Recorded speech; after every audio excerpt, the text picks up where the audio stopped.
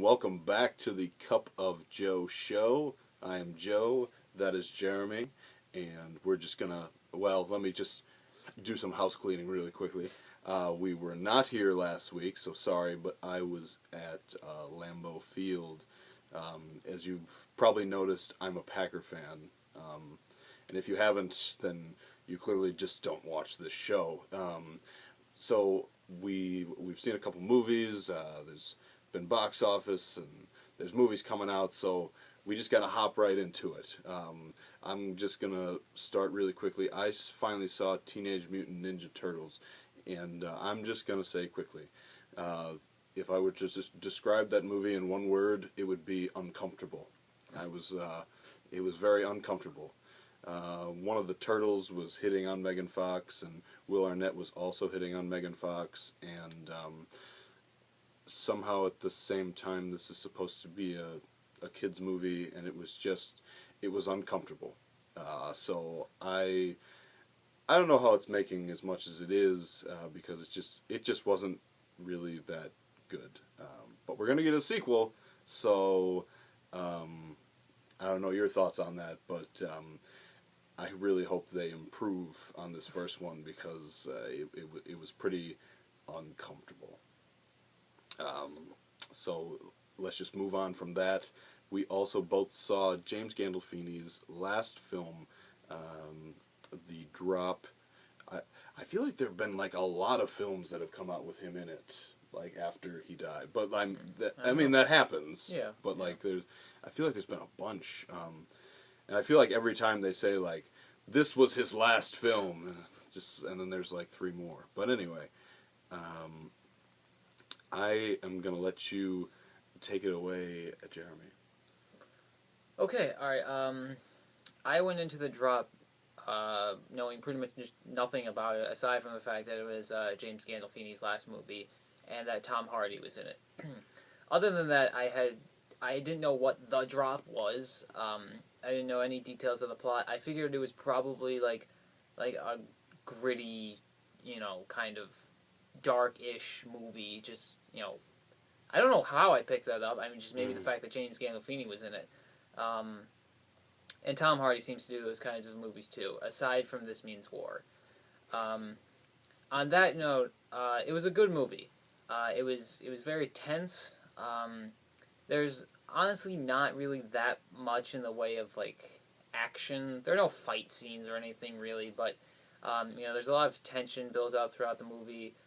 Tom Hardy's really good. Tom Hardy is the main character. James Gandolfini is not. But they're both very good in their roles. I didn't really mind Noomi Rapace, however you pronounce her name, who viewers might know as the girl with the dragon tattoo. She was the Swedish version, and she was also in Prometheus, which was awful. She was also in Sherlock Holmes' Game of Shadows, and probably some other things. But anyway, I didn't mind her, but the movie was pretty much carried by Tom Hardy, and the man has some broad shoulders, so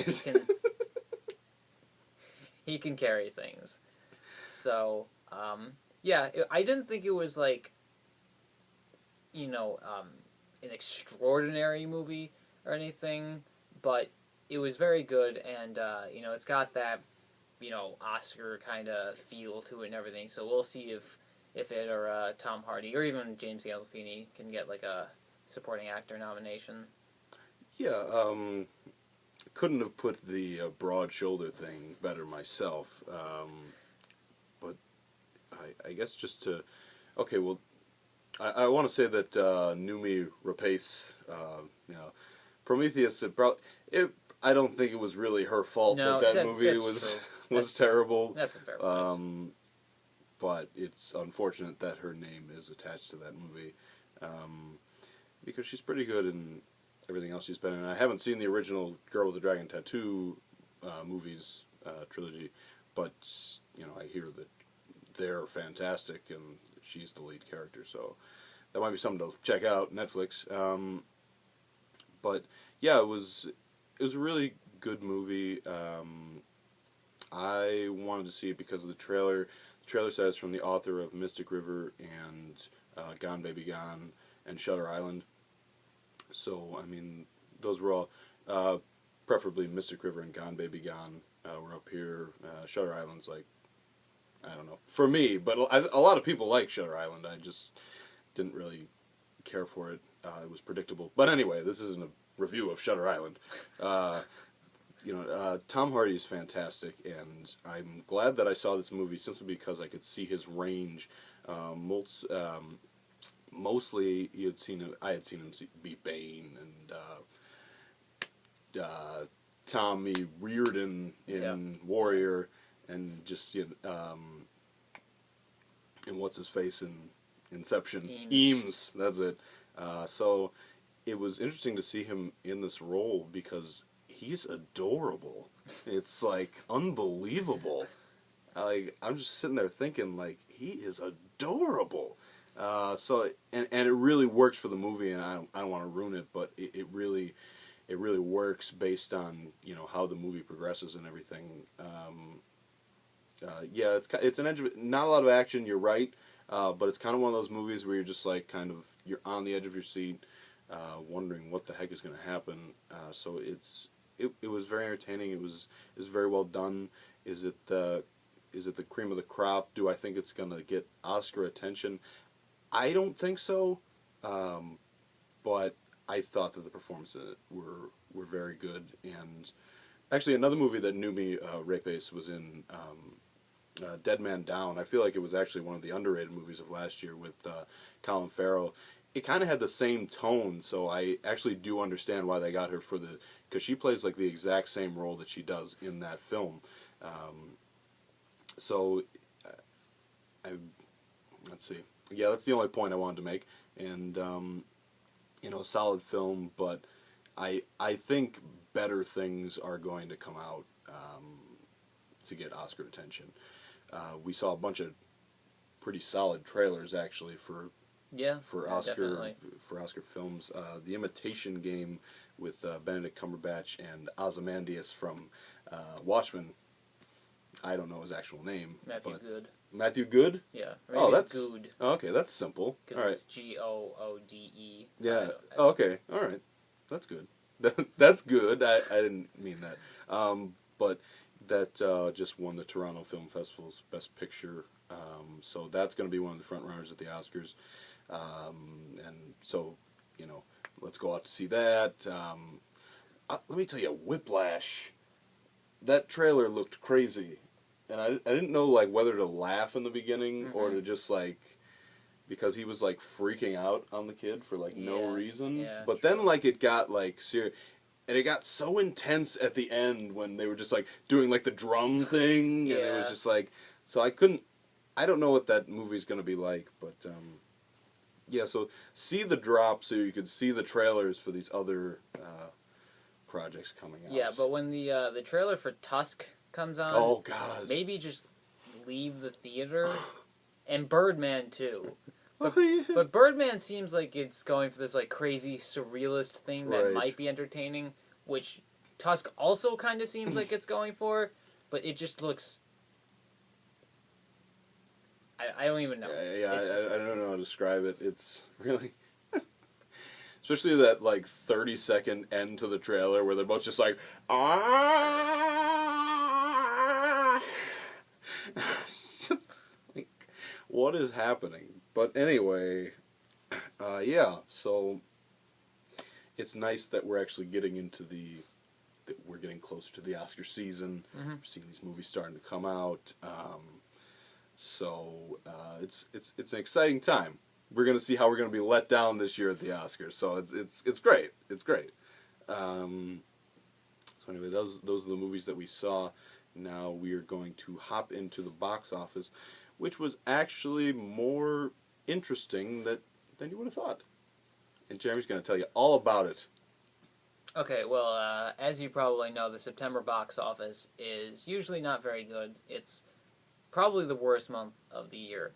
But as Joe said, last weekend actually wasn't too bad as far as September weekends go. So since we were just talking about the drop opened in 6th place, It made 4.1 million, which, for this kind of movie, that's not half bad. It was also only released in 800 theaters, and by comparison, Dolphin Tale 2 was in about 3,700. So, the drop did pretty well for the kind of movie it is, and the number of theaters that it's in. So, it'll probably expand into more theaters, and we'll see if if it catches on with people and it can have a nice run. In fifth place, we have Let's Be Cops. That was down just 21% to 4.4 million, and has a total of 73 million.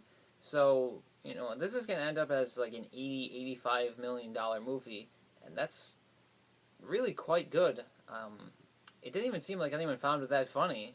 So, I don't know. Sometimes everyone's piling it. Let me see how not funny it is. Exactly. Yeah. Fourth place was Teenage Mutant Ninja Turtles. That fell 25% to 4.9 million. Total of 181. It doesn't look like it's quite going to get to 200.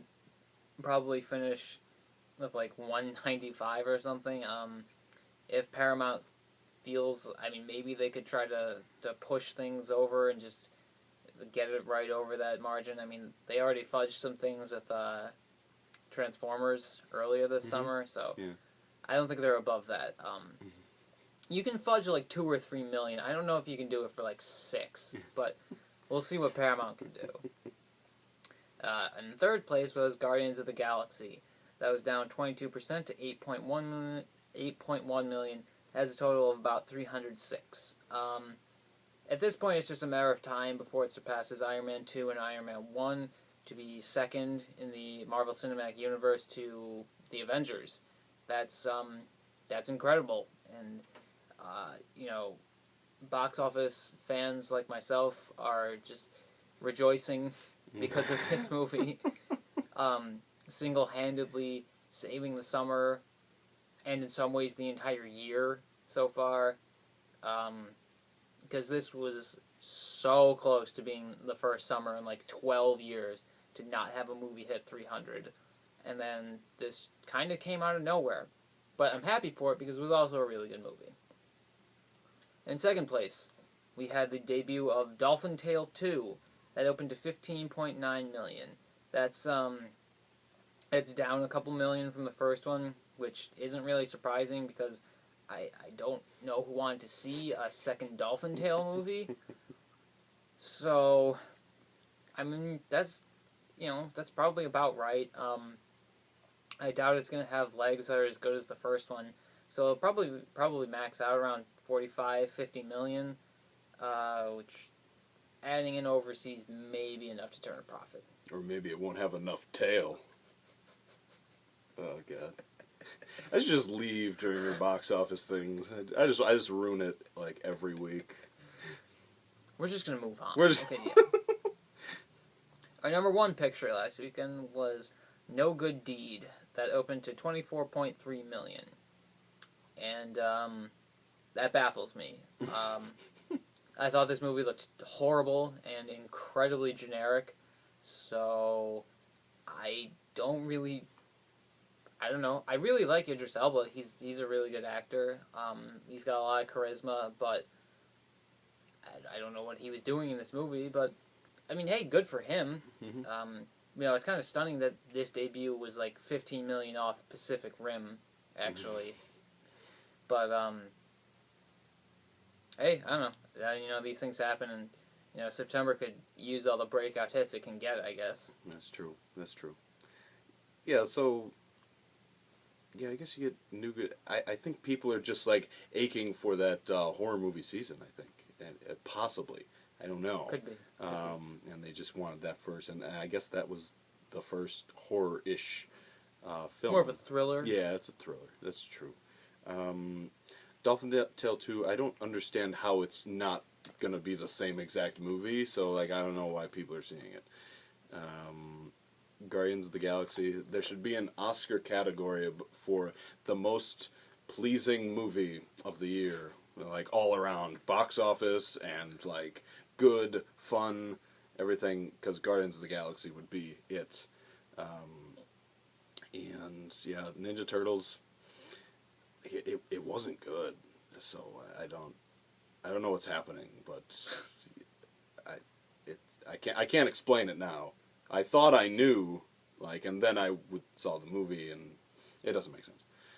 Uh, Everything else, yeah, Let's Be Cops.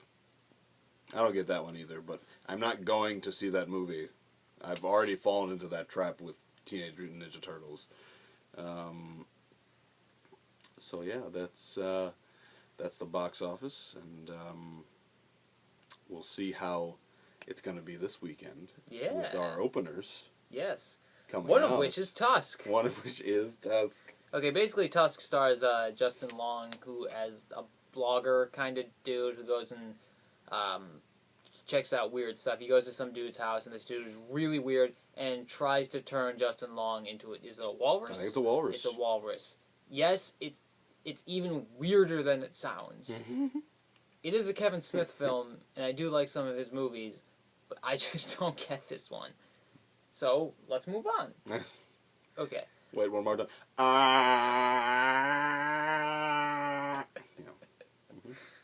Thank you. Yeah, of course. Okay. We also have This Is Where I Leave You, which has a bunch of, good people in it. Tina Fey, Justin Bateman, etc. It's Jason Bateman. What did I say? You said Justin, I think. I did. But I know that you knew it was Jason, but that's just for our viewers. I'm sorry. That's Anyway, I don't really think this is going to make much. Maybe like 10 million opening. Moving on. I really have nothing to like. I actually haven't seen much about the movie, and I just know it has a big cast, but it just seems like one of those movies that's gonna have a big cast and do nothing. Yeah, exactly. So there you go. Okay, next we have A Walk Among the Tombstones, which stars, Liam Neeson, who's become quite the action star of late. This movie doesn't look, as, ridiculous as, Taken, Nonstop, Unknown, all those movies. It looks a bit more grounded as he's a, PI kind of dude or whatever. So it's probably a better movie than those other ones, but less entertaining. And because it doesn't look as ridiculous, it will probably do worse. So maybe like 15 and 20 million. Right. But I do think this looks like a quality film, and Agreed. The reviews actually have kind of bolstered that. Somewhere around the 60s in Rotten Tomatoes, which is solid, which isn't amazing, but it's solid. So I am really interested in this movie. It looks dark. It really looks riveting, and I hope it wouldn't fall short of that. But I think it looks good, and I think that this is a project Liam Neeson can definitely handle, and is actually a little different from a few of his other roles of late, where he's just in ridiculous movies. So yeah, I am very interested in this film. Finally, we have The Maze Runner. This does look to be, it's not quite like Divergent level, but it's higher than a lot of the other young adult novel crap that we've seen. It also, I think it looks better, and I'm a big fan of TV's Teen Wolf, and one of the main dudes from that, Dylan O'Brien, is in The Maze Runner. I think he's a good dude. So that's something I'm somewhat interested in this film, and the reviews actually aren't bad. It's fresh at Rotten Tomatoes, so that's something. I hear the ending is complete crap, though. So, well, that would kind of ruin the movie. I would like to know that, because I actually do want to see this movie. When it came out, I got that Divergent vibe, but it just kind of looked better. I think the visuals actually look pretty good. It just looks like a cool, fun movie, actually. Yep. So I'm very interested to see that movie as well. And it's interesting to see in September that there are actually a few movies that I really do would like to see, and hopefully won't fall short. But anyway, we're out of time. Thanks for joining us after a 2-week layoff. Have a good week.